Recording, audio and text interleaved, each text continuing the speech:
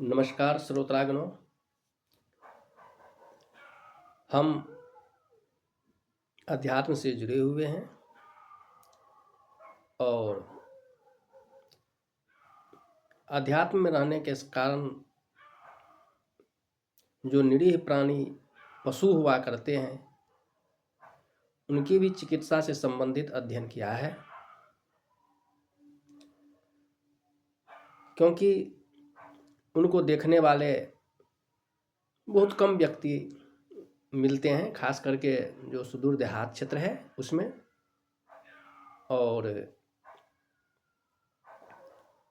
पशु देखते देखते किसी कारण रोगग्रस्त हो जाते हैं, दुर्घटनाग्रस्त हो जाते हैं और उनके प्राण पखेरु उड़ जाते हैं। ऐसे पशुओं का हमें ख्याल रखना चाहिए। हम अपने अनुभव में कुछ आयुर्वेदिक नुस्खे का भी अनुभव किए हैं, उसका प्रयोग करके देखे हैं। कुछ होम्योपैथ से संबंधित जो दवाएं हैं उसका भी प्रयोग करते रहते हैं और यह काफ़ी कारगर साबित हुआ है।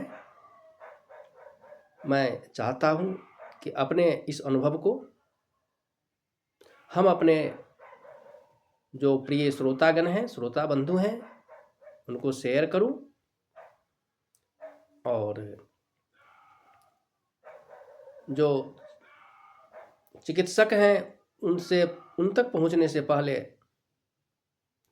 हम पशुओं को मरने से बचाएं, इसके लिए उनकी प्राथमिक उपचार हम किसान भाइयों को करनी चाहिए।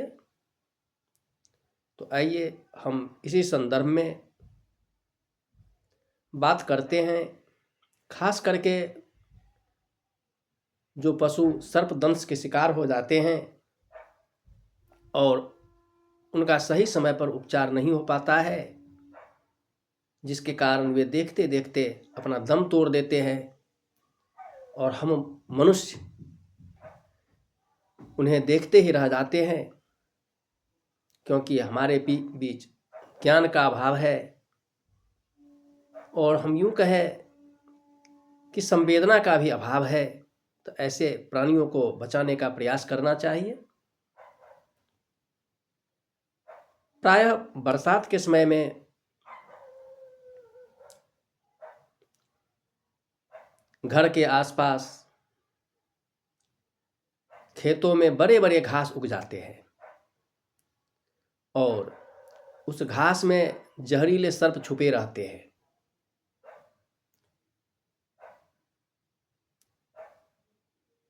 प्राणियों को पता नहीं चलता कि इसके अंदर क्या छुपा हुआ है।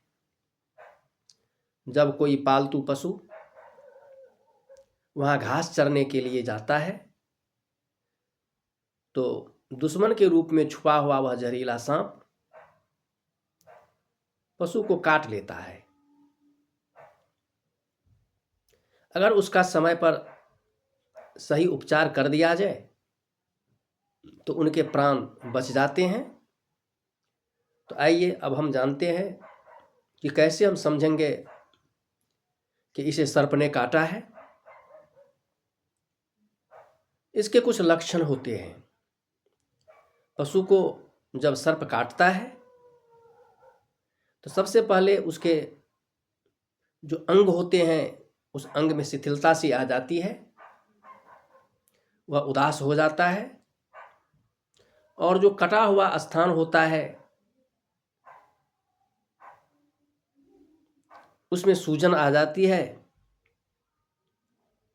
हमें देखना चाहिए कि सूजन वाला स्थान जो है उस पे सांप के काटने का दांत का निशान पड़ा हुआ है कि नहीं पड़ा हुआ है। अगर वह मिल जाए और तब उसकी जांच करनी चाहिए। प्रारंभिक अवस्था में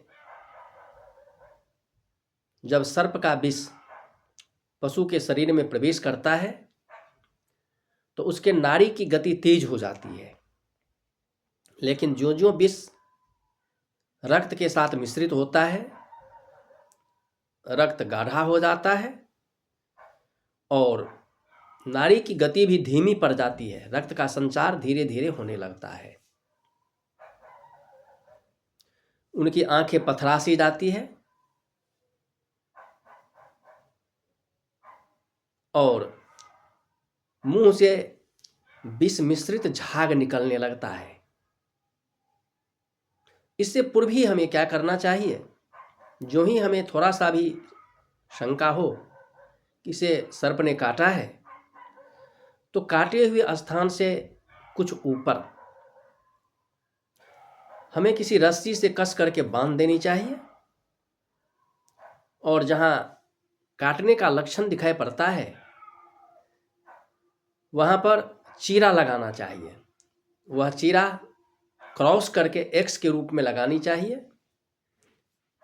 हम ध्यान रखेंगे कि चीरा लगाते समय जो ब्लेड है वह बिल्कुल नई हो और उसे डेटॉल या सेवलॉन या स्प्रिट से स्टरलाइज कर दें, तब चीरा लगावे।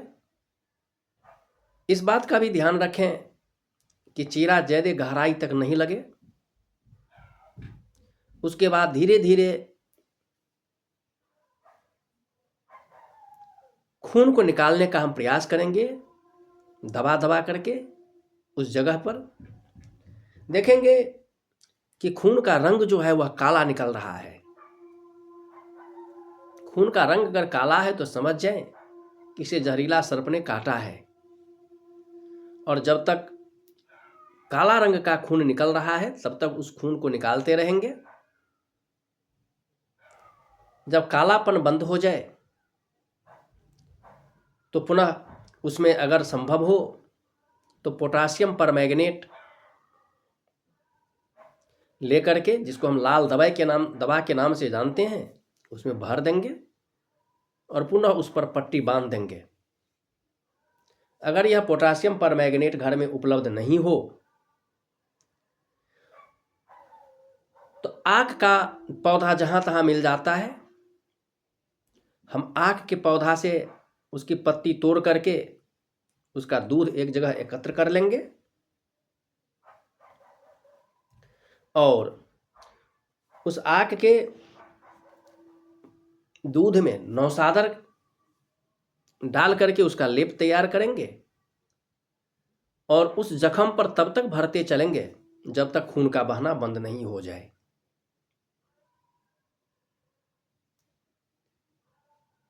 उसके बाद अगला कदम हमें क्या उठाना है,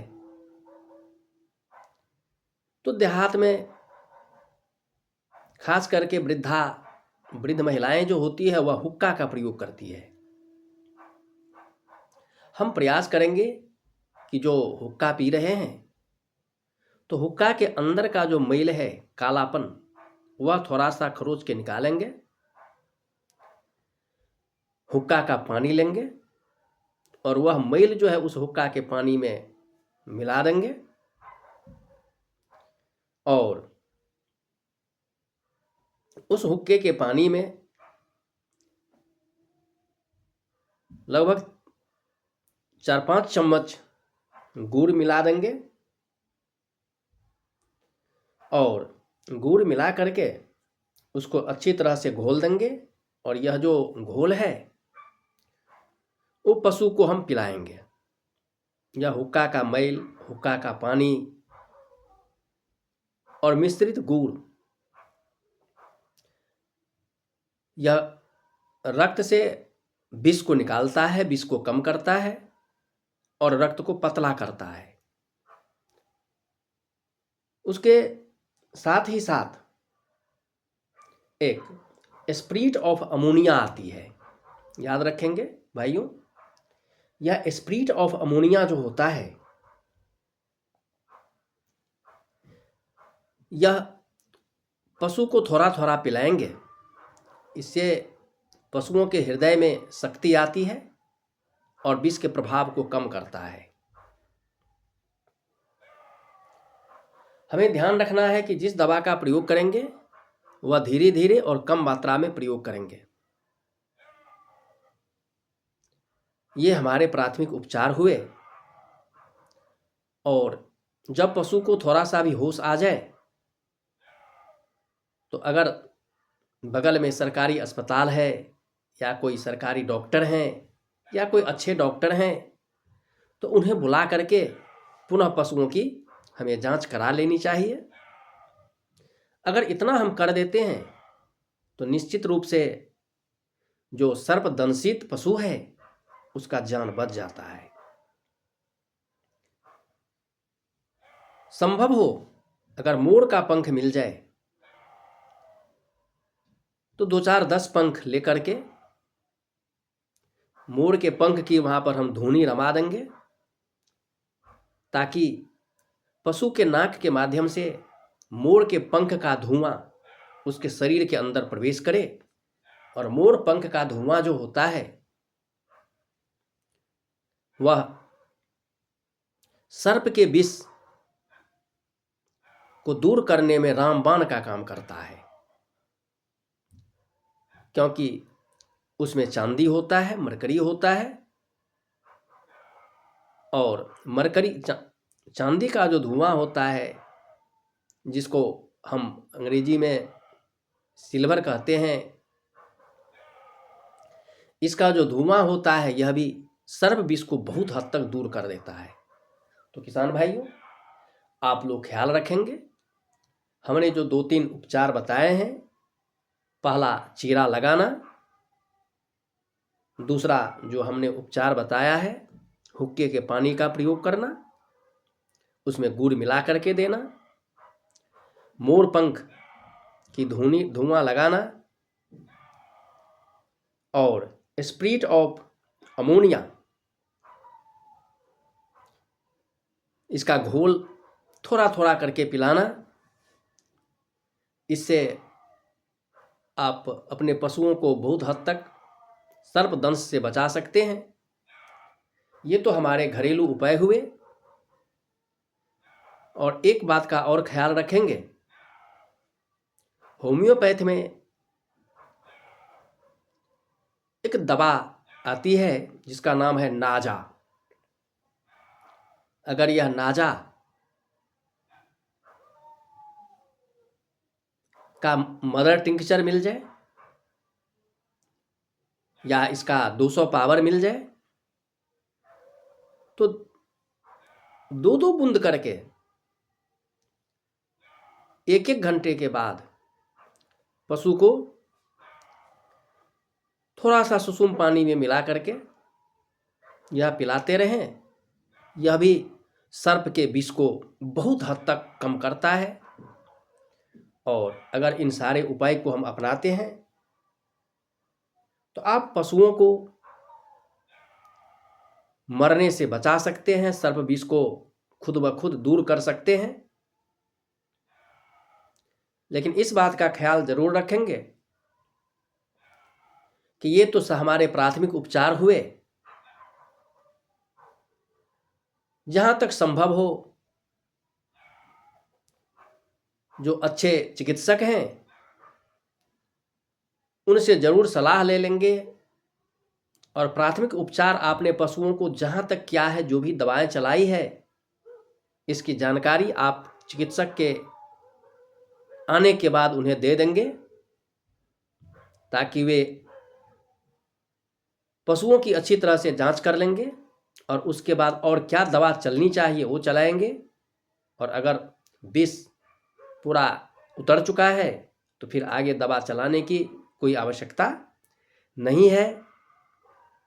और यह जब अनुभव हो जाए कि पशु के स्वास्थ्य में सुधार हो रहा है तो आपने जो ऊपर बांधा है रस्सी से, उस रस्सी के बंधन को खोल देंगे और जो घाव हो गया है जहां पर आपने चीरा लगाया है वहां कोई भी एंटीबायोटिक मरहम तब तक लगाते रहेंगे जब तक कि वह घाव जो है वह ठीक नहीं हो जाए। धन्यवाद। फिर हम मिलेंगे अगले वीडियो में जिसमें हम जानकारी देंगे कि दुधारू जो पशु होते हैं, खास करके गाय भैंस, जब उनका दूध दूहा जाता है तो दूध के साथ साथ खून आ जाता है, और यह जो रक्त मिश्रित दूध होता है बड़ा ही खतरनाक दूध होते हैं।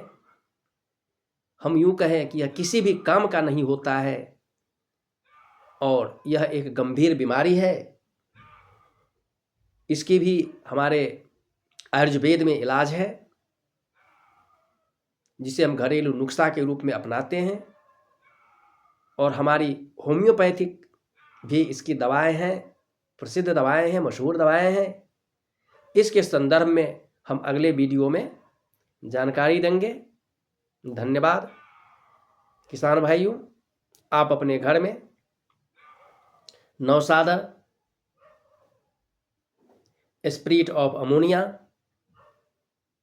और नाजा जरूर रखें। यह मुश्किल से 100 रुपये की दवा है और यह कभी भी आपको काम आ सकता है, और आप पशुओं को सर्पदंश से बचा सकते हैं। धन्यवाद।